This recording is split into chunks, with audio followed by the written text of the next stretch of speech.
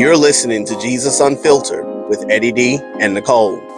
On today's episode, Nicole and I talk about the tragic implosion of the Titanic exploration submarine and the fallout of the search and rescue mission, and glean several spiritual truths that emerge through the lens of the gospel.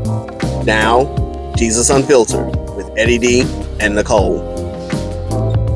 What's up, everybody? Hello. Boy, Eddie D. I'm Nicole. Welcome back to another episode of Jesus Unfiltered. We've had a good 3 weeks off between vacations and Father's Days and whatnot. And so we're back on the mic and grateful to be in your presence once again. We got a good discussion, I believe, that we're going to be talking about today. We're going to get into some real world stuff today and just kind of do what we do. We put the Jesus spin on it. But more importantly, just, show, at least me, how Jesus impacts all this stuff. And how we use, and how the gospel is the lens through which we view and see what's going on in the world and make sense of what's going on in the world. Usually I would have like a little write-up or whatever of what went down, but I think we all have been watching the news for the past 2 weeks, where this submarine that was going down to view the Titanic had 5 people on board, and the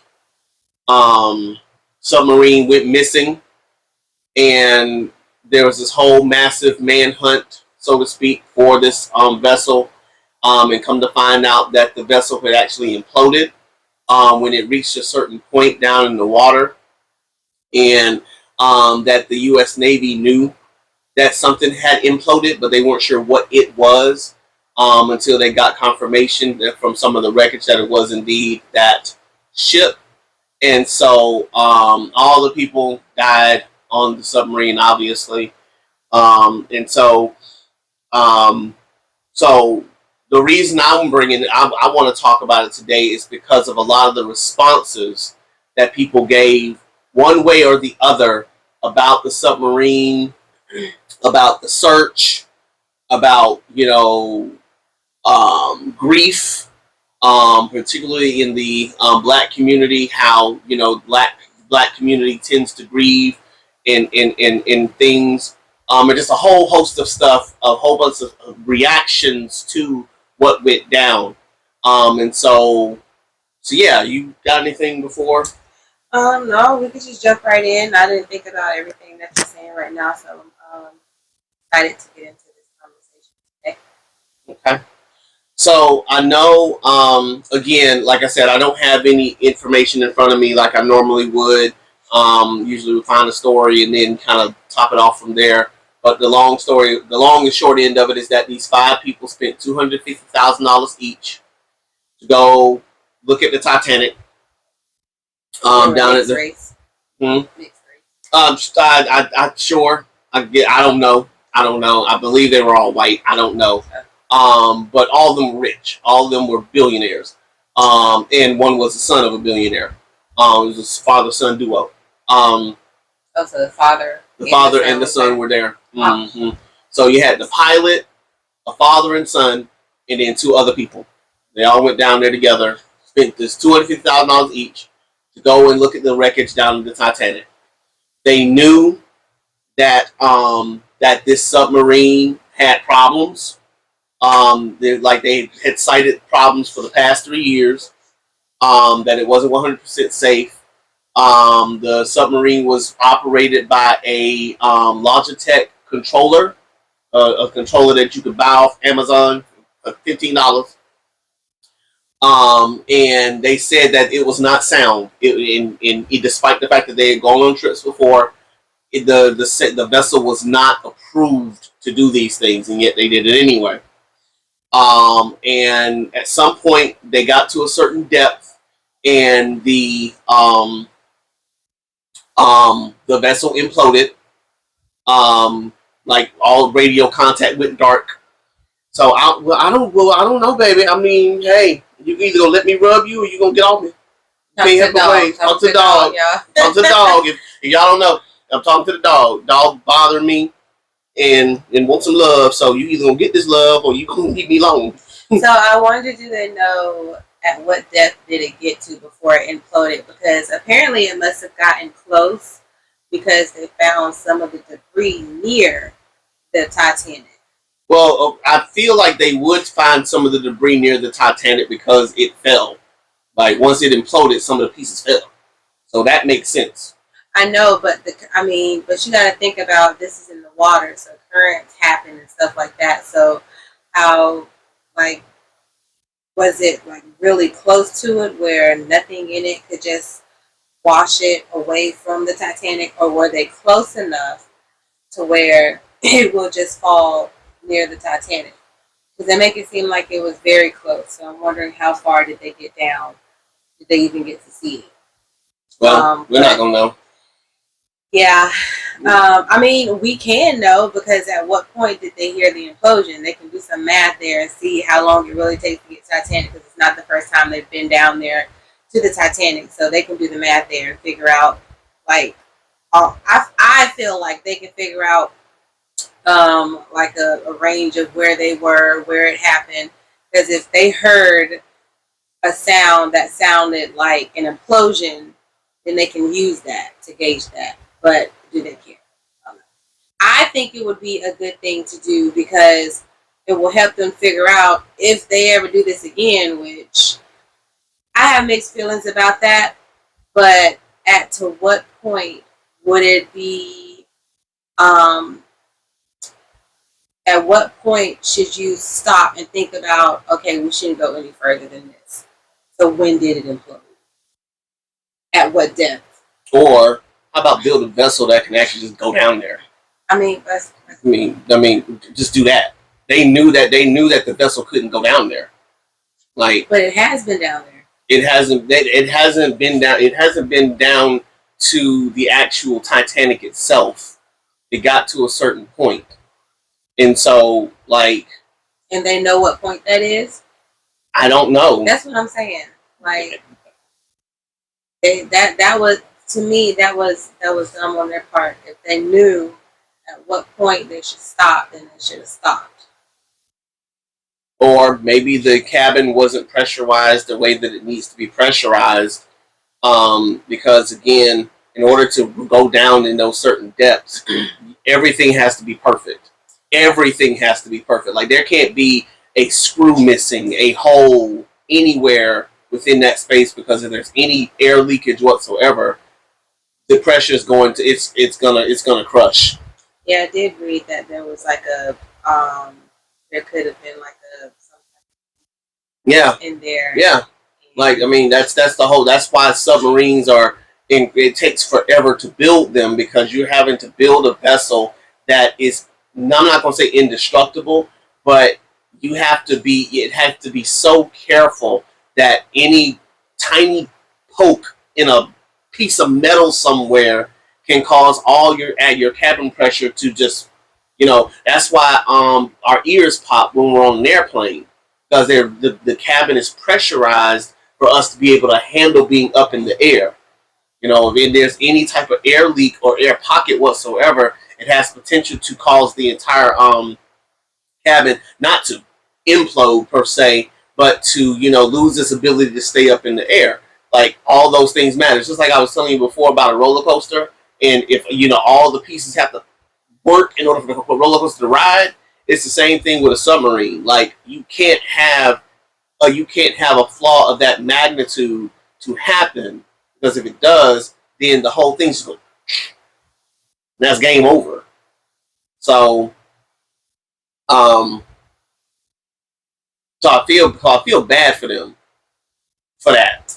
Well, see, I got mixed feelings about that too, because if they knew, then you're choosing to take that risk. I mean, to me, it's different than, to me, getting in that is different than getting on the plane, because getting on a plane, you are trusting that they are doing their job right, and that they are doing what they're supposed to do.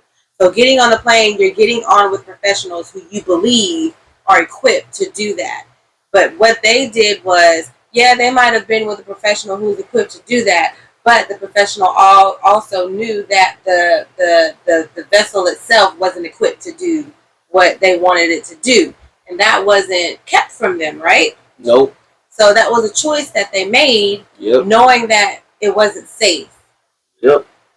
It's, to me, is different than, you know, getting on a plane or a train or something like that, because you're doing that with the thought in mind that this person knows what they're doing, and so now I'm trusting them to keep me safe. Now, though, you're with someone who can do what they need to do, but y'all are in a vessel that you're not trusting to keep you safe, so you're choosing to do that. And so I guess I have mixed feelings about. I mean, I feel bad because they died, and it was a lot of family. Well, 5 families that have been affected by this, and that takes me into a mind space of, like, when you are choosing to do the things you are choosing to do. Sometimes we can be selfish, yes, because, you know, it depends on who you are, it depends on your life, it depends on, you know, your relationship with God. But then you also have to take into account, who do your choices affect, you know? And so now there are families out there who have been affected by this, who have lost loved ones because you decided to do something that was not safe. Why? Yeah. And then think about the son that lost his life. Like, you know, his dad was taking him on a trip. You know, and so that by itself is a tragedy in and of itself. An unnecessary tragedy, but a tragedy nonetheless. And again, condolences to the families and all, because nobody should have lost their life. But nobody should have lost their life. Like,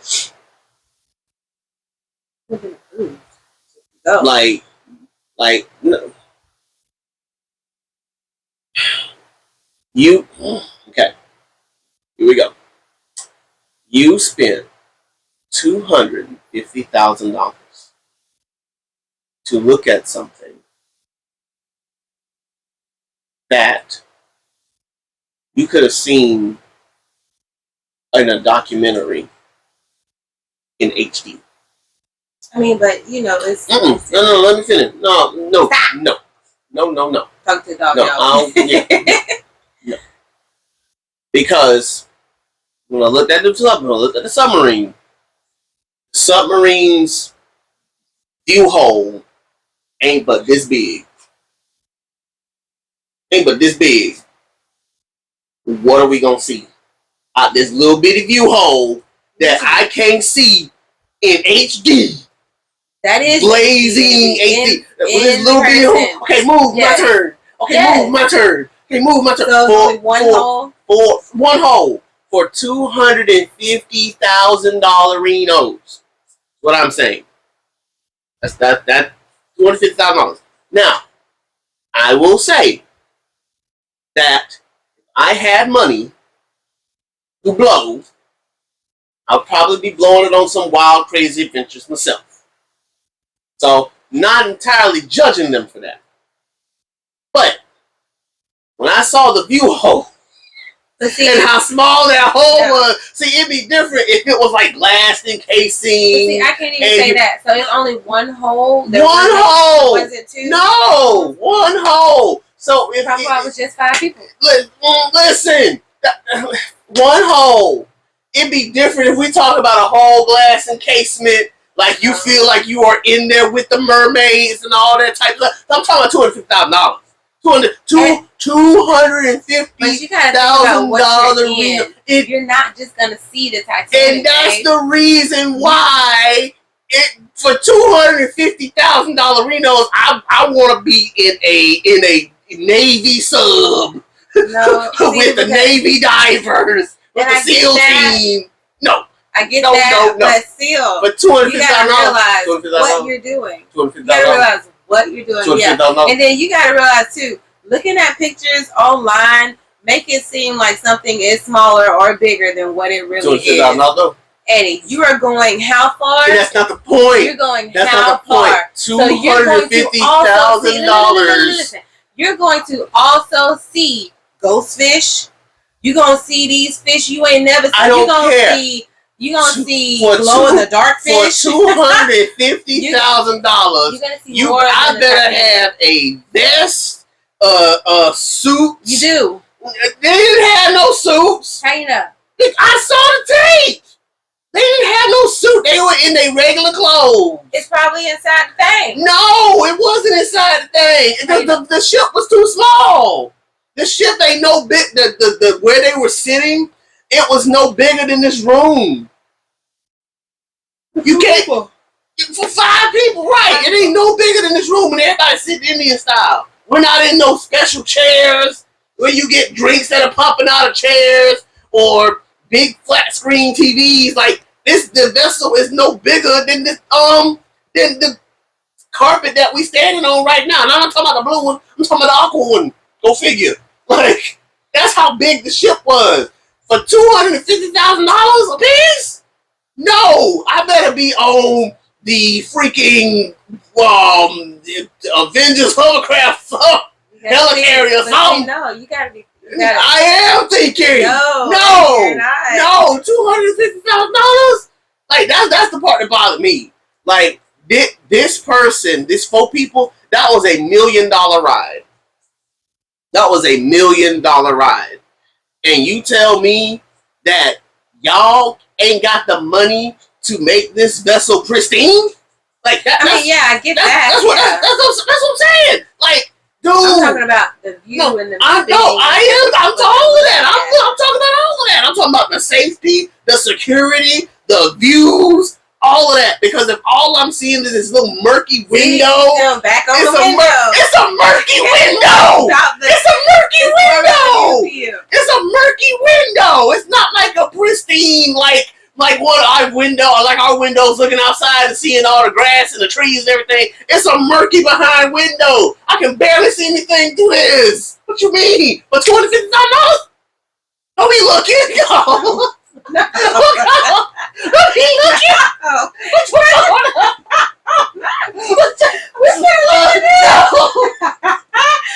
What you not gonna do?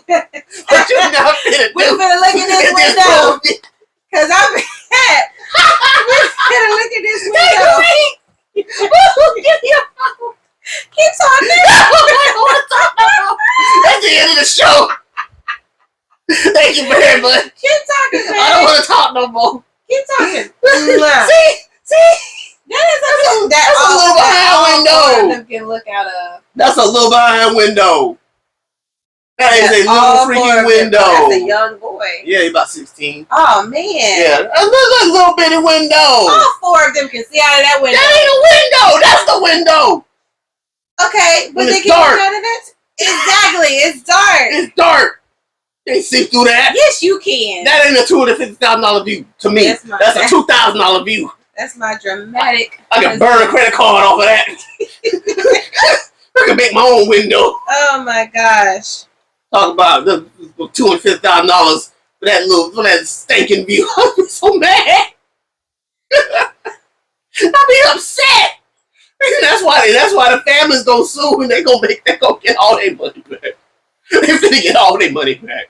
Bumper what's it called? A safety agreement. Like they finna get all their money back for that. It is little. I told you. That's a little window for $250,000. No, I'm not talking about the window. I'm talking about the window and the walls. The window and the walls. All 4 of them can see the window. It's not one at a time. Please. That's a little bitty window. No. That's a little bitty window. That's an airplane window.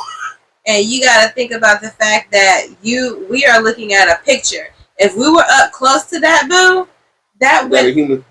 No. No, for real, is that a human? No. Oh, okay. If we were, the fact that you thought that was a human shows you how big the thing is. How little that window is for $250,000. No, because if you thought that was a human, all 4 of them can look out of that window. Not for no $250,000. I'm gonna have my own window. No. No. doing that. You gotta think doing about that. what you're doing, where Ain't you're doing going. that. Nope. And Nope. you see, I agree with you about the safety part because you got to think about you're spending the money for safety, and that's where my issue came. Yes. Because you are with somebody who knows that this is not right. They know that this is not right. That's almost like how some Christians do, and then how a lot of non-Christians are. You are around people who you know are not good for your soul. Mm-hmm. But what are you doing? Mm-hmm. You're staying. Why? Why? Because you're missing something. You feel like you're missing something, or you want something, mm-hmm. or you know you want to see this Titanic so badly that you're willing to risk your safety for it. Like, I was just talking about something different. No. I know you were. That's the point. Like you're willing to risk life and safety for this thing. Mm-hmm. Like. Why? Yeah. Why are you that desperate to see it? Why are you that desperate to have it? Why are you that desperate to obtain it? Right. Like why are you sticking with it? You know?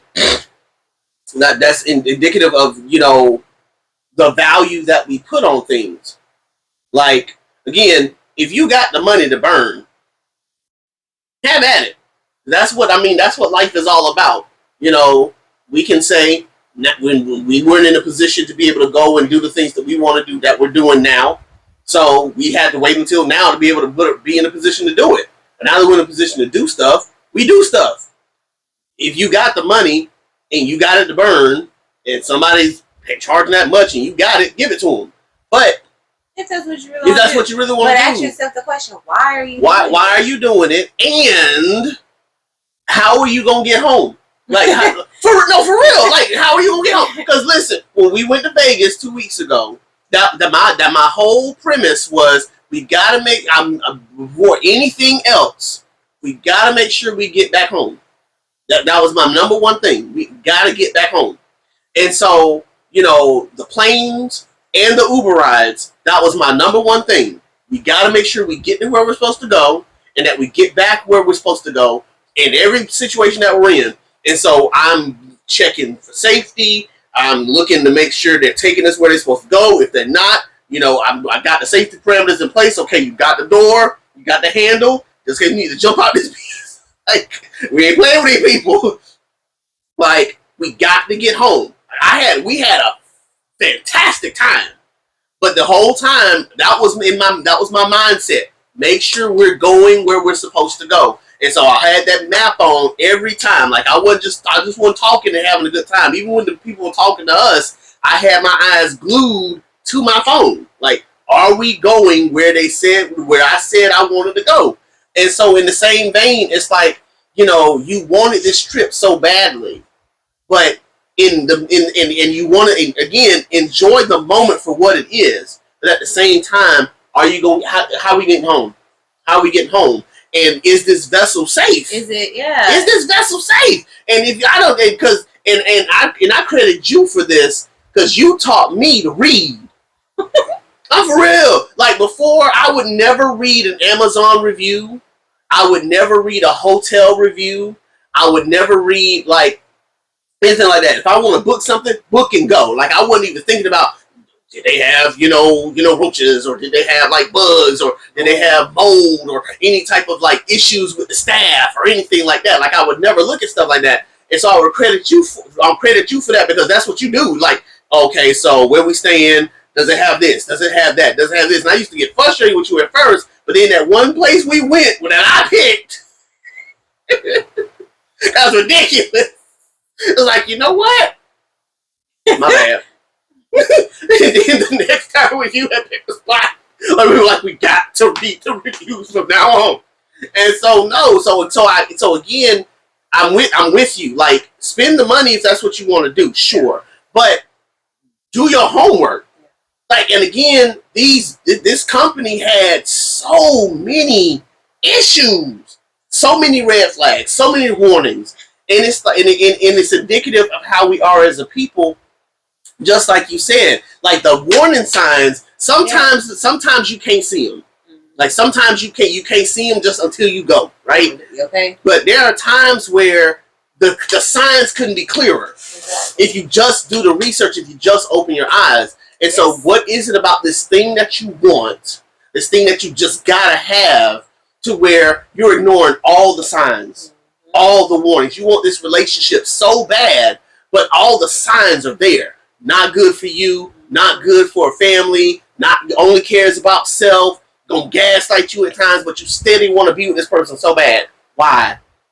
You know this job is no good for you. This job is, they ain't got no lick of integrity whatsoever. You got to cut corners. You got to do this and that in order to get the job done. Why are you still there? Like, why are you still there? You know this job is not doing any good for your soul, but you're still there. Why? And so on repeat, we find a lot of times that we may want something, an experience, a person, fun, good times, whatever, so badly that we're willing to risk safety, risk our souls, risk our well-being to have this thing. Like, and again, this isn't talking about subtle stuff. I'm talking about glaring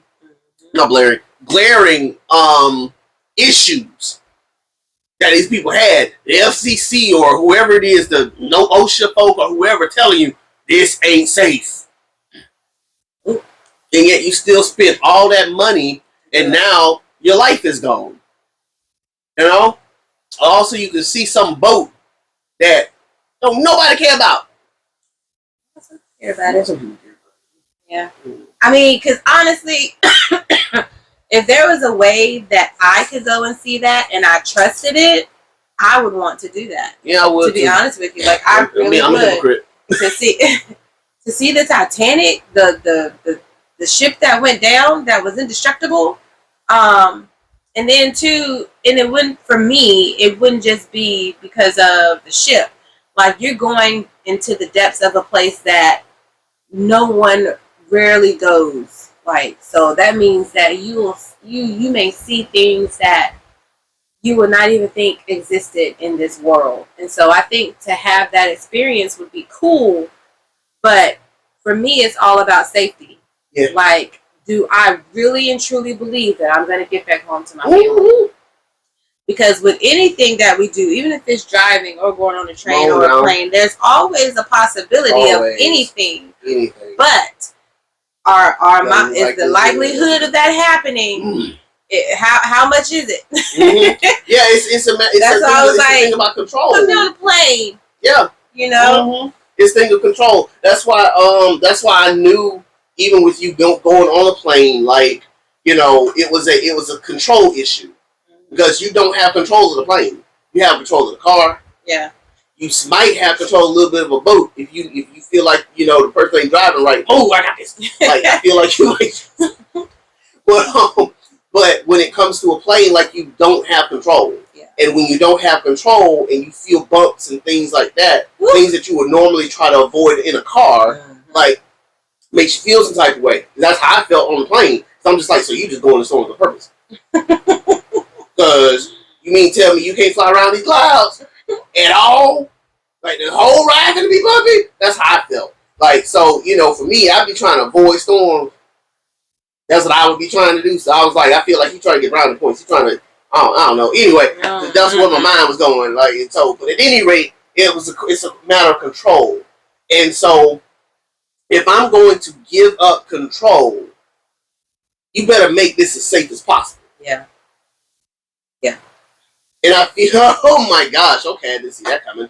I feel like that's how a lot of people are with God. They don't want to give that up. Because they don't know. They don't know. They don't know. What is giving my life to God going to do to me? Because you are relinquishing control of your life. When you give your life, when you really give your life to God, you are relinquishing control of your life. Yeah. You are saying, how that song say, God, you don't need me, but somehow you want me. Oh, how you love me. Somehow that frees me to lift my hands off of my life in the way it should go. And then he says it again. So I throw my hands up and give you control. Oh, Crystal. And I said, I give you control. And so it's like, that's what we're literally doing when we give our lives to God. We're saying, God, I give control of my life back to the owner. Because when we're not saved, we are, for lack of a better way of putting it, the master and commanders of our own lives, even though we're not. Mm-hmm. God gives us this kind of false sense of control that we have, and He's lovingly leading and guiding us toward a relationship with Him. But in that leading and guiding, it comes with the price of having to say, I no longer have control. I no longer want control or need control or whatever of my life. I'm giving it to you. Even though we still want our hands on the steering wheel sometimes. But God, I'm giving it to you. And in doing so, it scares me because I don't know where you're taking me. Exactly.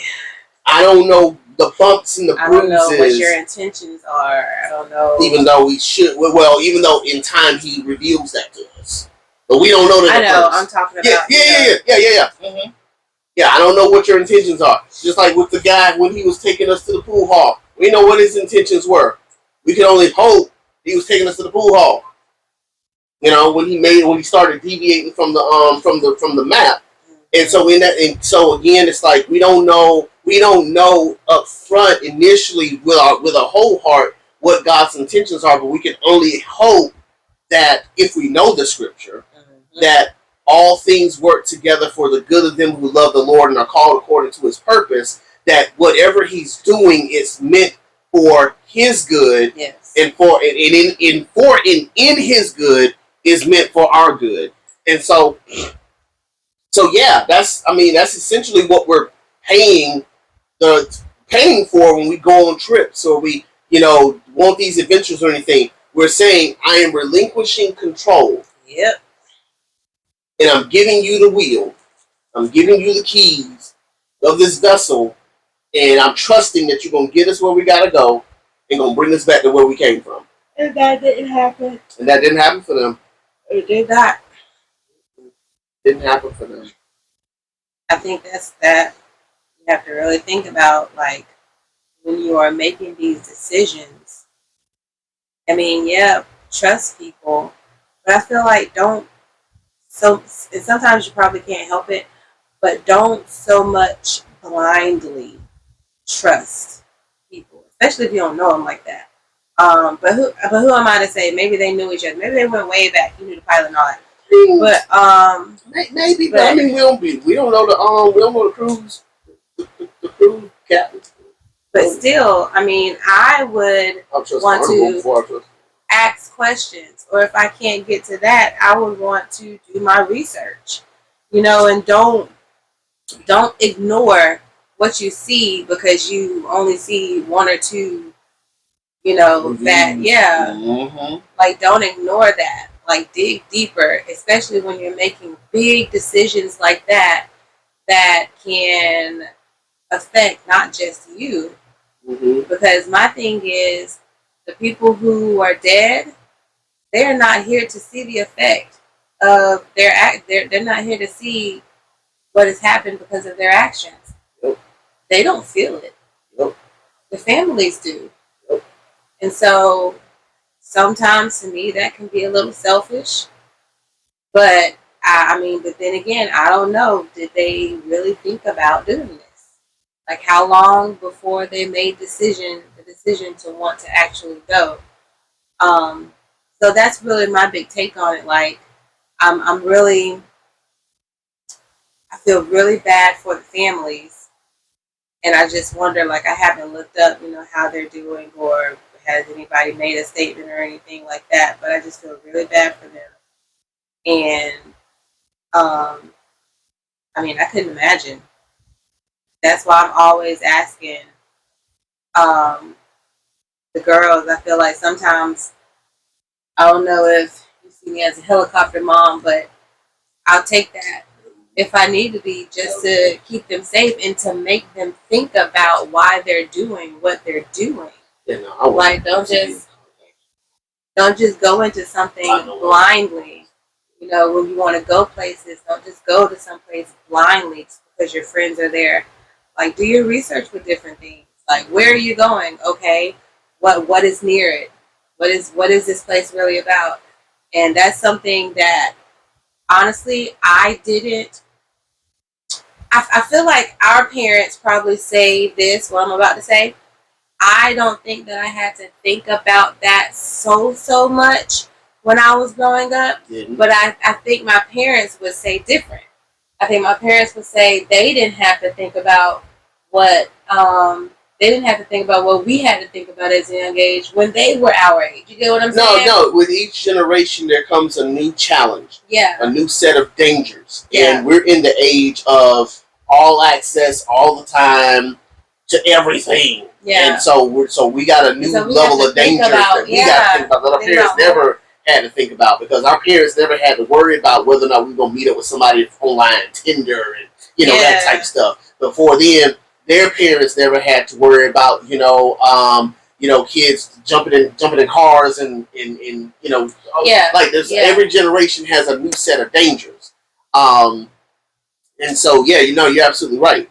And so to that end, what you're saying about digging deeper and doing research, I think about that a lot, even when it comes to God, where a lot of people feel like they don't feel like they've done their research. So in both camps, you have some people who feel like they've done all the research they need to do to know that God isn't real. But then you have people on the other side who, have done very little research and don't want to believe in God. And it's like, for those people who have done very little research, done the deep dive, I believe may be necessary for some of them to have a walk with God, I would encourage them, do your research. That's because somebody was saying on the internet, on Facebook yesterday, what would you tell a young preacher to do starting out as a preacher? And I told him, read. So you said the people that have done a lot of research, you said there are some people is real or isn't. There's a lot of people who have done a lot of research and they came to a conclusion that God isn't real. But then you have some people who won't believe in him who haven't looked at anything at all. And I'm telling them, do your research.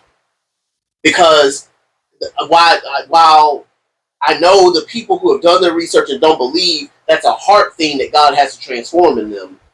At least they know.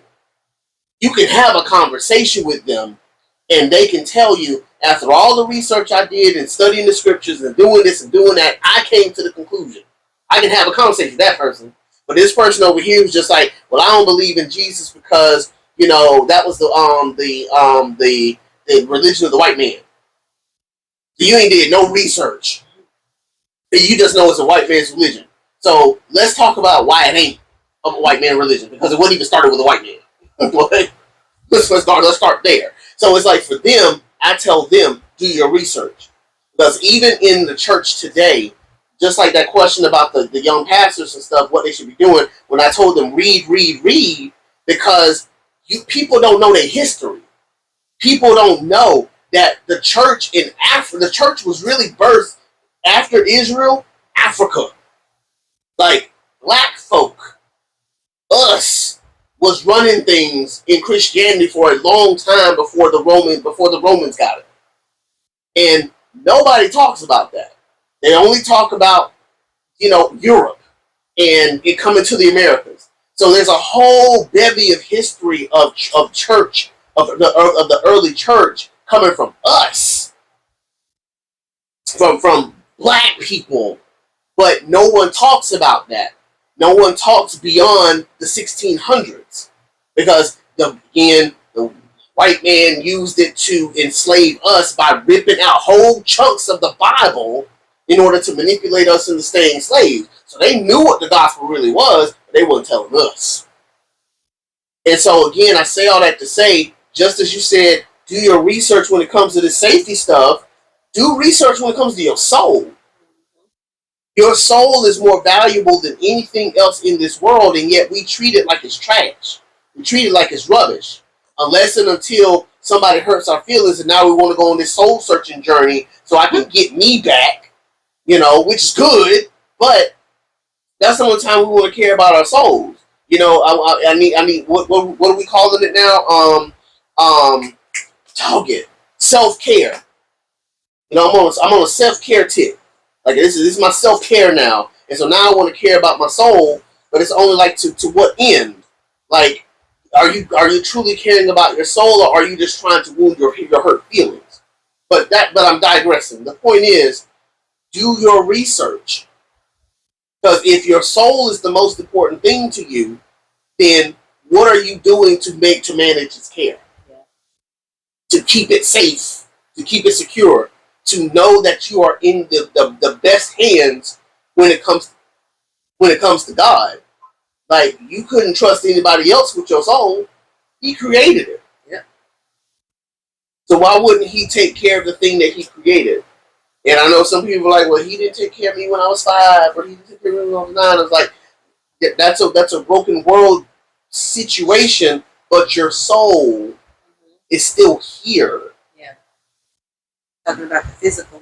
Yeah, right. And that junk hurts, and it's psychologically damaging. Okay, no question about that. But God can So are you saying that he didn't take care of Jesus? Come on now. He was pretty good. Come on now.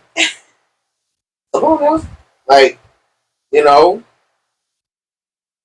if that be your will, take this cup from me. My God, why have you forsaken me? But and if it's not his will, then we need to accept that. Right. And it's sometimes hard to accept that, but I mean, that's why he's with us even in the journey of accepting something Yes. that we may not like. Mm-hmm. Doesn't mean that it's not going to work. Right. For his purpose. Mm-hmm. And that's what we should be focused on, because the end game is not the accomplishments of this world. Mm-hmm. So, it's our soul safety in the midst of it. Yeah. I just pray that the 5 men on that vessel, had some type of relationship with him. Yep. And that the families that have been affected by it are not so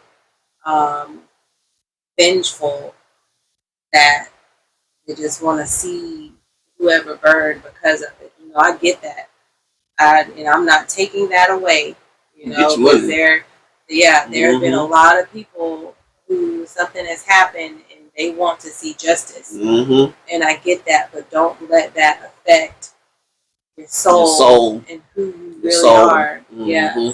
Because we've even seen it in this city how, tragic incident, and the ramifications thereof and the implications thereof, how, it could turn an entire family, an entire city, into these vengeful, rageful, hateful people. Yeah. And it has lasting effects that can last almost a generation. Yes. And so definitely understand what you're talking about in that regard. And so, yeah, man. So the next thing that I wanted to bring up with it is the fact that once it was noted that the submarine went missing, people, particularly black folk in America, but people in general, started popping off with the memes. I mean, they had so many jokes. People were talking about, and some of them were definitely in poor taste. So, but they were funny. They were still funny. It was in poor taste, but it was still funny. Somebody was saying that it was easier to find something than it was to find them. Somebody was saying they need to put like a black woman on the search because she can find something. She can find something easy. just put a black woman on it and she can find it. She can find it in 2 seconds. Find them in 2 seconds. There was other memes that the Simpsons had actually talked about this very thing happening in a previous cartoon that they had done. There was other memes that were saying well, no, I'm not gonna bring that up yet. But there were all these different jokes and all these different memes, and again, I did not do any type of thing that I could read them off. But I'm saying all that to say, some people found that very offensive. That people would make light of the fact that this tragic thing was unfolding the way that it was. And some people were like, you know, how dare y'all, you know, make jokes about this thing that's happening. You know, this thing is a serious thing that's going down. And, you know, why are we always like this? Why are we always making light of things? And so somebody's response to that, which is to try to land it, somebody's response to that was when blacks in particular, when all we've known is struggle, we learn how to get through tragedy through laughter. And so we make light of situations because that's what we've had to do our whole lives, just to get through. Talking all the way back to the days of slavery, that in order for us to get through some of the darkest moments of our lives, we've often gotten through them through laughter. And so, you know, excuse us for doing what we always do to get through something tragic by making light of it, so that way we can get through it. Thoughts? I mean, if some people feel that way, some people feel that way. Honestly, I don't think it's everything tragic that a black person goes through that they're going to make light of the situation, because you got to think about some of those personal struggles that you go through too. You're not going to laugh in the midst of it. So I don't know if that is someone trying to really make light of the situation to try to help others, or if that's someone who's, you know, being an ass about it, because I can see it both ways. And I mean, if that's the case, then why put it out for the world to see? If you really want to get through this, then do it Tastefully, I guess. privately. I mean, because my thing is, it's not, and correct me how I'm saying this, I'm going to say it and then try to fix it. It's not your tragedy to try to make light of. So I feel like it's almost kind of an insult to the people whose tragedy it really is, because you don't know how they get through their traumatic moments. And so if you're trying to make light of something, you don't even know these people, then how is I feel like that's a shot now that you're trying to spit at someone and saying, oh, you're going through something now, but we've been through things all life. I mean, stop trying to make it about you. This is not about you right now. This is somebody else's traumatic moments, and they need to grieve and go through it how they go through it. Like, that's good. When it's your turn, okay, if you need to go through it how you need to go through it, then do that. But don't take that moment away from somebody else to get through how they need to get through something. Really good. That's really good. Because one of the things that was permeating through that was that you know, people were saying we can make light of this because you know, this all you know, it's always white billionaires who are always going through stuff. See, like there this. You go. Now you're trying to make it about you, and now you're trying to make it this black-white thing when it's not this black-white thing anymore, because not all of those men were white. That's the thing.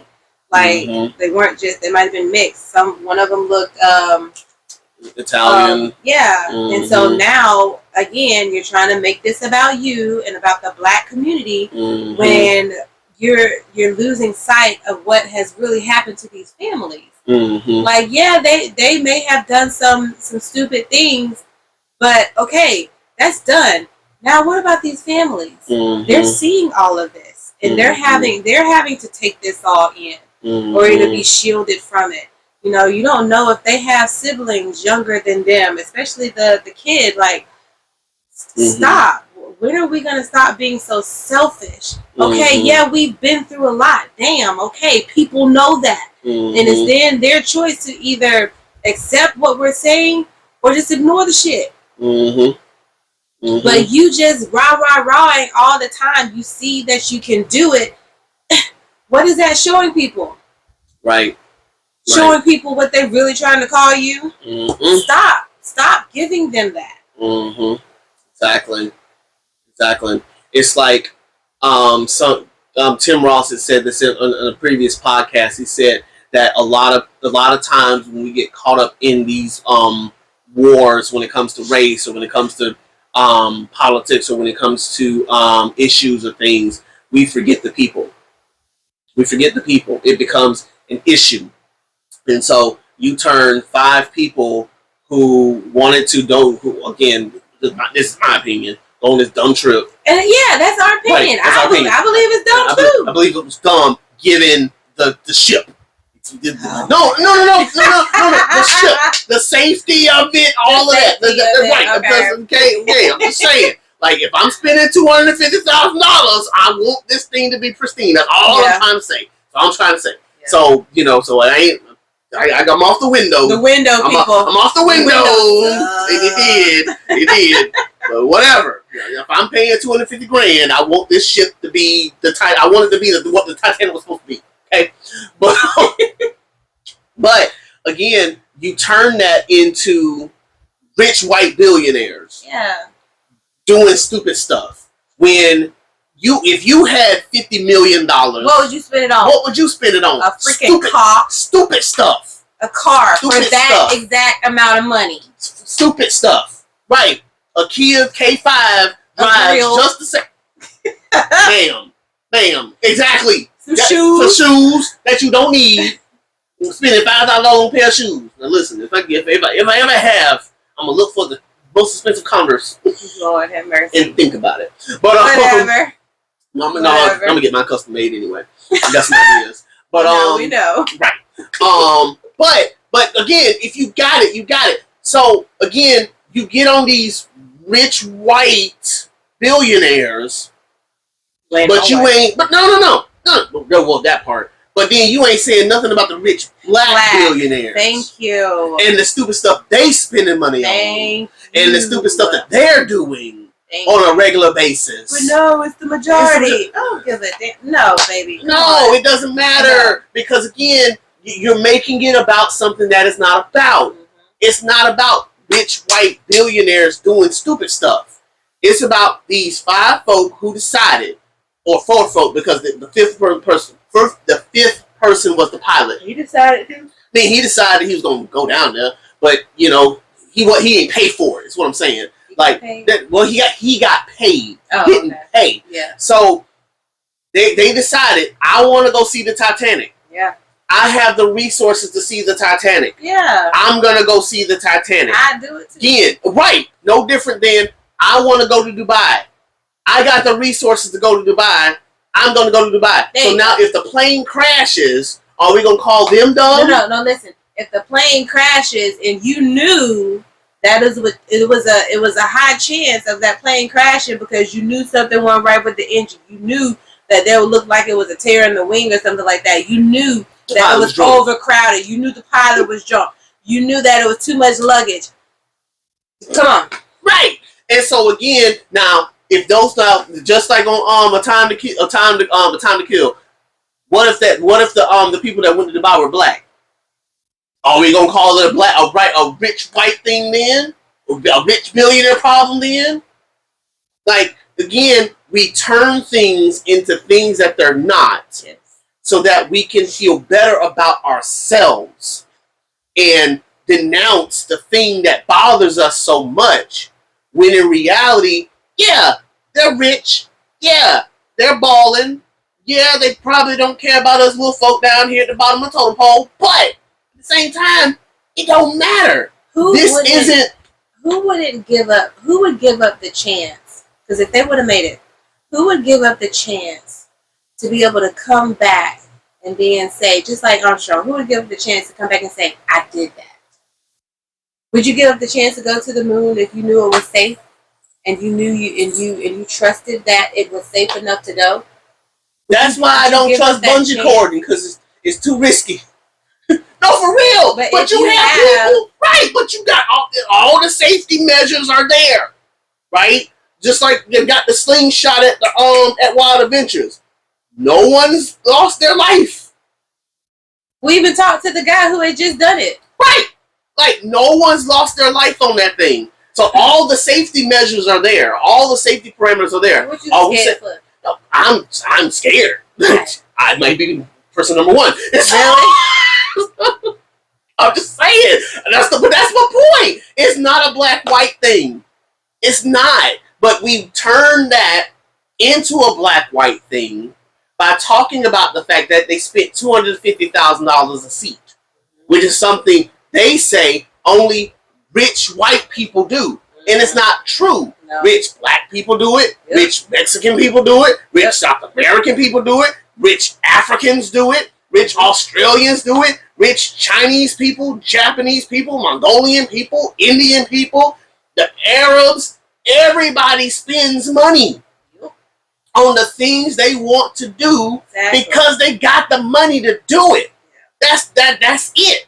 And so to turn it into a black thing, black-white thing, whatever, politics, socioeconomics, an economic problem, like we overreach. And I love how you put it. We forget the people. We forget the people. Does anybody know how they got their money? They might have got their money doing great things. They might have not. They might have not. But does anybody know? Did anybody stop to do that work? To figure out whether or not they're just a typical, whatever that means, typical rich white person? Or did they stop and say, man, we lost a good one? Like no one's doing that. And that's again indicative of even how we do it, how we do folk in the faith. Like we judge them based upon something we're jealous of, or we're envious of, or we want so badly. I've even had to eat crow a lot of times, growing up as a young minister, because I saw the people who were getting churches and becoming pastors and things, and thinking, when is it going to be my turn? When is it going to be my turn? And was being very judgmental and very hypocritical of a lot of them, because, I was like, I preach better than him. I teach better than him. And God's like, oh, you do, huh? Okay. All right. It's your turn. And now it's like, hey, did I really want this? Like, we sit there and we judge people so much based upon our jealousy or our enviousness. Like, I wish I had $250,000 to burn. That's what they're really saying. Not, this is a rich billionaire problem. It's more like, I wish I was the rich billionaire. I probably wouldn't spend the money on the Titanic, but would you not? If you didn't have anything else to do, and somebody brought the opportunity up, and your bank account's sitting fat and pretty, and you ain't got to worry about how much milk costs. And your name would be out in the public whenever you came back. I experienced such and how such. many people LOL. Talk to me then. Looking at the Titanic. LOL. Okay. Like, that's what we are so envious and jealous of others that will spin it around to justify how much we think we don't have. Because the reality is, heaven and earth is going to pass away. If our souls are what matter the most to us, then I'm not jealous of him because he has more money than me. I'm not envious of her because she has more status than me. I'm content with where I am while working on building whatever it is that I want to build for myself. Because even like we talk about with my books and stuff, like at some point when these books get out there, do I want to be I want to be famous and known for them? Heck yeah. Yeah, of course. Amazing. Yeah, listen. But I'm not going to sit here and get jealous of that person and this person and that person for getting their opportunities. They got their shot. Good for them. And I mean, the thing is, Eddie, even if you are jealous, because that's also part of an emotion, it's not anything wrong with being jealous. But how do you respond to that jealousy? That's so good. That's good. Somebody needed to hear that. Somebody needed to hear that. Yep. Because I always think about when we went to your dad's church and they gave your sister the car, and it was at that moment, it's like, even though we were like, dang, really? I feel like there was some jealousy there. I remember that. Yes. But then very much so. Still being so happy for her. Yeah. And the And fact two that things something can be true. Yeah. I mean, there's nothing. I don't see anything. Had I then treated my sister differently, Yes, that's a or problem. treated my family differently because they gave her a car at a time when we needed one, then that would have been a problem. Yeah. Because the fact is, my sister needed one too. Yeah. And it was her turn. They gave me one. So they were just doing for her what they had done for me. Mm-hmm. It's just that we were in need at the time of another one. Mm-hmm. And that wasn't for them to do. It wasn't their issue. Just like it's not the black people's issue to make light of. It's not for, like, stop trying to put you in it. You don't know them people. Right. And so how do you think they would feel about you doing and saying what you're saying? So let's call a spade a spade. Had nothing happened to this vessel, would we even know? So that they went. Wouldn't even know that they went. We don't know them. We don't know them. Oh, would know that they went. They went. Oh, okay. I thought you were saying no, that it actually happened. Well, you know what? Even knowing that it happened, because I didn't know that they went down there. What was it, 1960 something? I didn't know that anybody had went down there the first time. Yeah, like nobody knows unless you're just a Titanic fanatic. Nobody knows. But so it's cool. I even bought a book about the Titanic, and I read somebody's perspective of it, who was actually there. I read it a while back. You're such a nerd. And the reason I read it, because I'm not a book reader, but it was like the books that I like to read, but it wasn't fiction. It was actually their perspective, but it was in a story. Did she find her jack? Huh? Did they do it in the car? No, this was not Rose. Did she stand on the thing and kill a boy? Kill old dude? No, but she experienced a lot of it. Oh, I bet she did. It's pretty cool. Yeah. But no, I think you nailed it right on the head, man. It's like we project ourselves into people's experiences and make judgment calls off of that. Yeah, instead of just seeing it from the outside and not trying to put ourselves into something we ain't got no business putting ourselves in, because Lord. Because I feel that's what we do sometimes. Like when they were going through the whole Black Lives Matter, I feel like you had a lot of people out there who wanted to be empathetic and who wanted to help and be a part of, but a lot of people would push them out. Why? Because they don't know how this feels, because they're not black. But yet and still, you're trying to put yourself in other people's situation, but you have nothing to do with them either. Correct. You can't have it both ways. Yeah. And the sad part about it is, I discovered when all of it was going down in the puzzling days, there are a lot of people on the other sides of the aisle that are ready and willing to fight. Yes. If you would let them. Yeah. But you're so caught up in, you don't know my story, so how can you help me, that you push them away, yet do the exact thing, like you just said, to them. Like, you don't know, they might have been rich white billionaires. Maybe. I don't know their story. Which is why I can say, you don't know if they are. Because who's to say that this wasn't something that somebody saved up for? This might have been their bucket list wish. I've always got some old. I mean, there's some old souls in there. They might have cashed out their retirements. They might have, cashed out their IRAs. You don't know what they wanted to do, with their funds and stuff. And so again, they might have been rich white billionaires, but for all we know, they might have been rich white billionaires at the end of their careers. That's true. And so now I'm finna live my life these last 10, 15 years. I'm finna go do what I want to do, because I spent the last 50, 60 years working my fingers to the bone to get to where I'm at. So again, it's like, dude, like, you don't know their stories. You don't know their stories. And so yeah, that was that piece of it for me. Anything you want to say? No, I'm good. Okay, I got one more.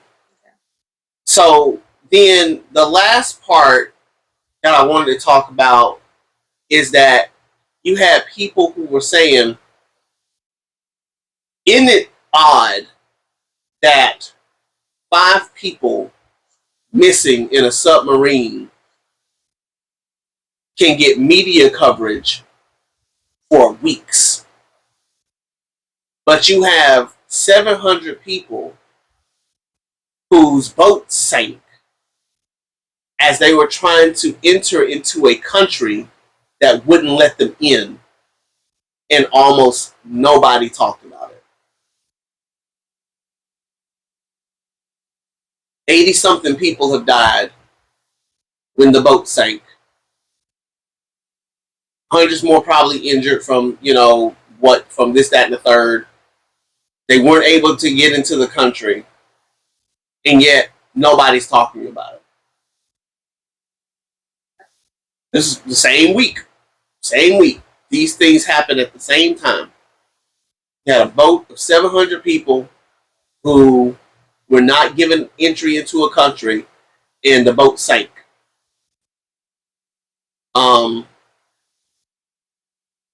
And how interesting, again, that doesn't get media attention the way that 5 people looking for the Titanic, their submarine implodes. But that gets all the attention, all the media, compared to these 700 people who've gone missing. Or there's 700 people who are trying to enter into a country and the country won't let them in, and the ship sank.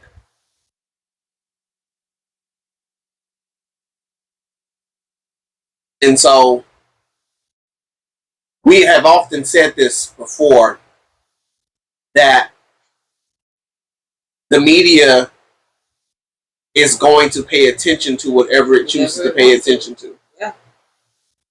And it is sad that people don't bring more awareness to the things that really matter.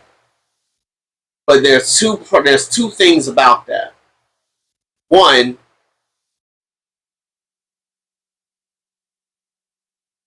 the media is only going to do what's going to make them money. And so they have to weigh and measure story from story. Is this story going to get us more attention or less attention? Are people going to listen to this or not listen to this? They have a journalistic responsibility to put the news out there, but they do not have a journalistic responsibility to make you pay attention to it.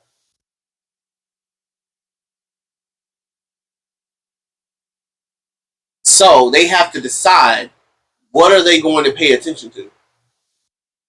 And for the viewers that watch their news channels, and for the sponsors who paid their bills, they decided, we're going with the sub story.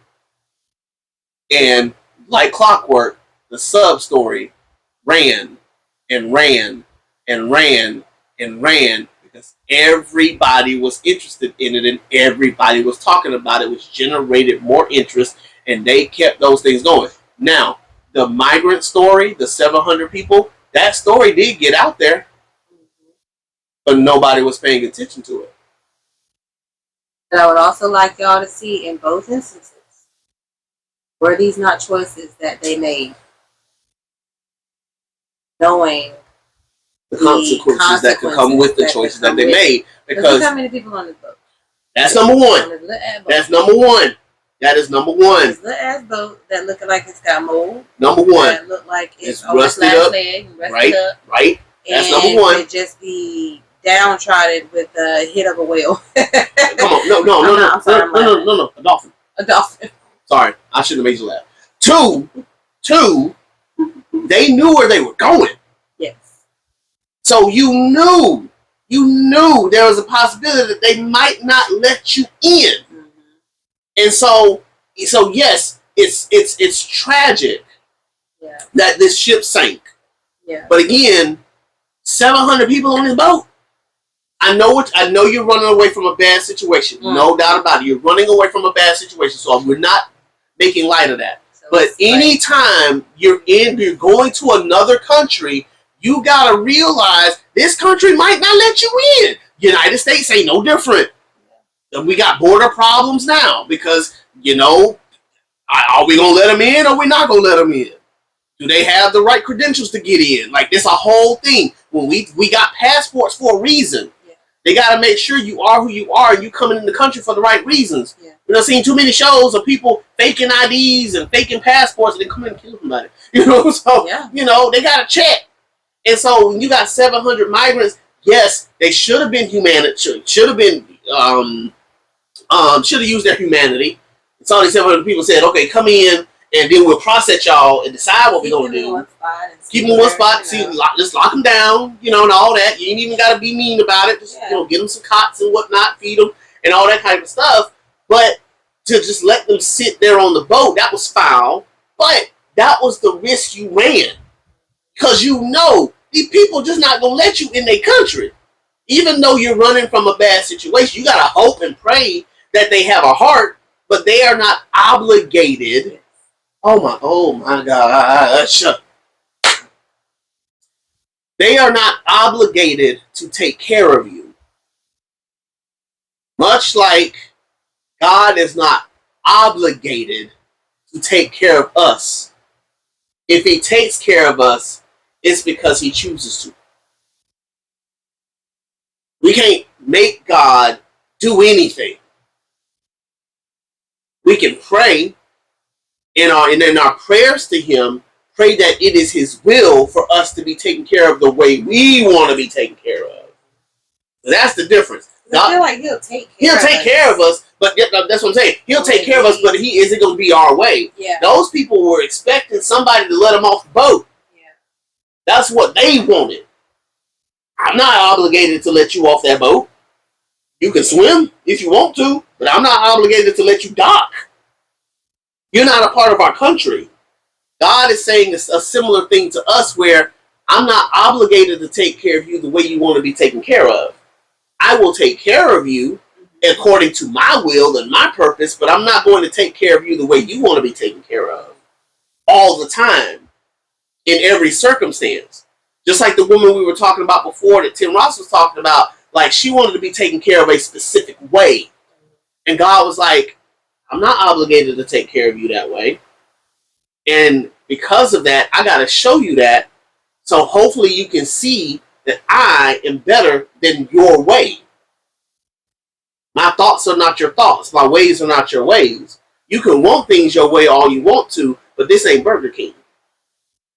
And in that same way, those migrants, I feel bad for them. I feel bad for them because they're running from a bad situation.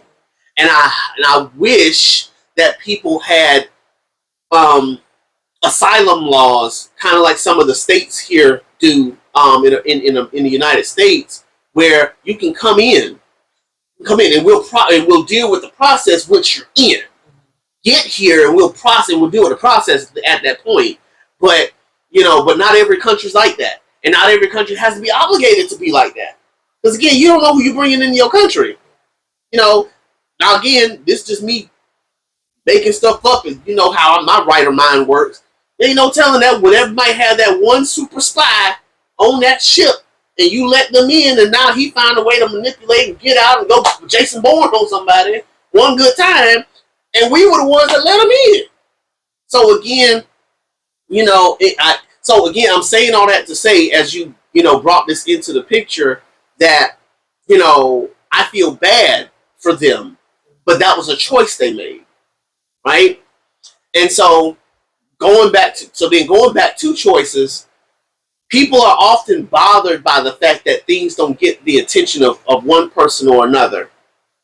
In the world and society that we live in, popularity wins out. And so I tell people all the time, or at least I tell people, I don't know who I'm talking to nowadays, used to tell people all the time, if you want something to be popular, you got to give them a reason to make it popular. If you're going to post about the Titanic situation, then they're going to keep feeding you the Titanic situation. The reason why they're not the reason they're not talking about the migrant situation is because you ain't making no noise about the migrant situation. You're making noise about the Titanic situation, so they're going to give you what you want. Tell people again, you want people to give you better music? Stop listening to the trash. You tired of Nicki Minaj's and the Dua Lipas and the even though she's kind of a bad example because I like her music.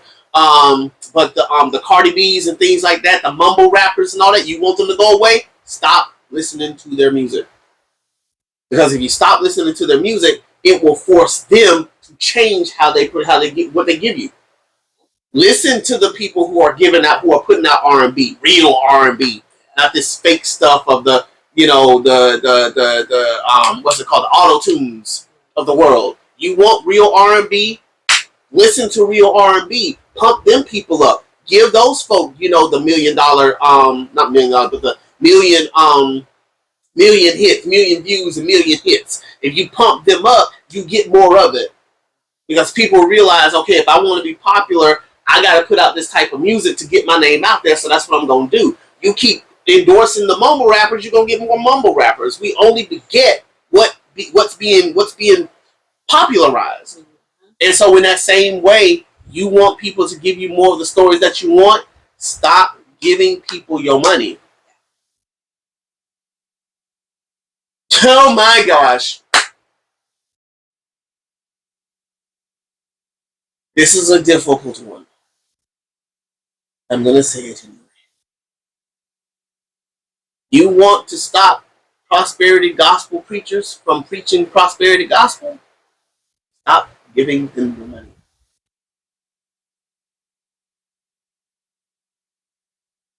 Now, in the generations we live in, half of them can't tell the difference no more. But God is waking folk up. And so, I'm sitting here talking to myself probably. You want the prosperity gospel preachers to stop preaching the prosperity gospel so much? Make sure you're not supporting them. Because the only reason why they're doing what they're doing is because they're being supported.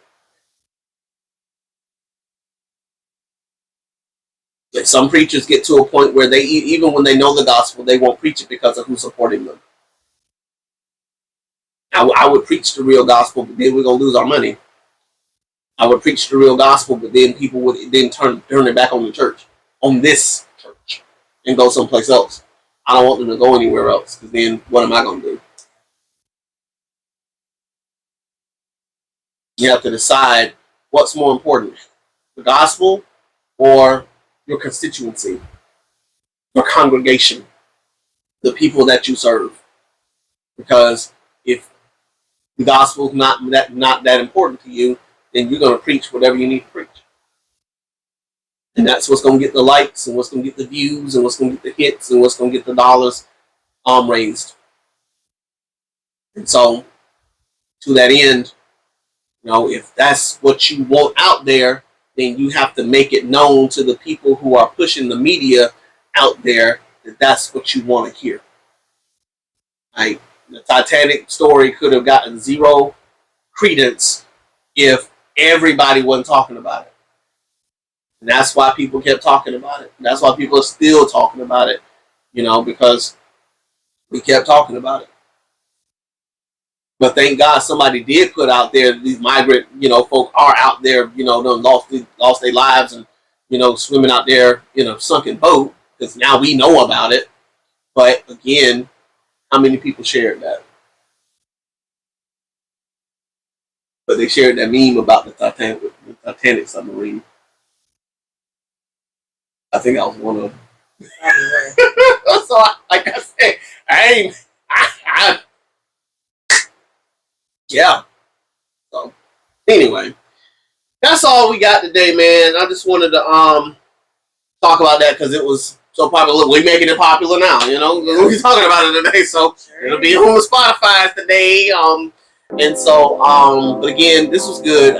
It feels good to be back. Yeah, it feels good to talk to you again. And it does. And I said what I want to start doing is to really be making sure that I've got a running list of things that I got questions about and want to talk to you about and things like that. So that way we, have a fresh slate, of stuff that we want to dig into. But this was good, man. I'm really glad that we got to do this again, and always good to talk to you about some stuff. And yeah, man. So hope you guys have a great week. Yeah, we're gonna try not to, but like we said before, we're gonna do what God tells us to do and not try to force this thing, because anytime we force it, that's when it doesn't feel its most authentic. But at any rate, I feel good every time we do talk. So if anything, I want to force that. Yeah. And so yeah, man. Listen, love you guys. Have a great week. And as always, if you can't see the good, love you guys. Stop on this.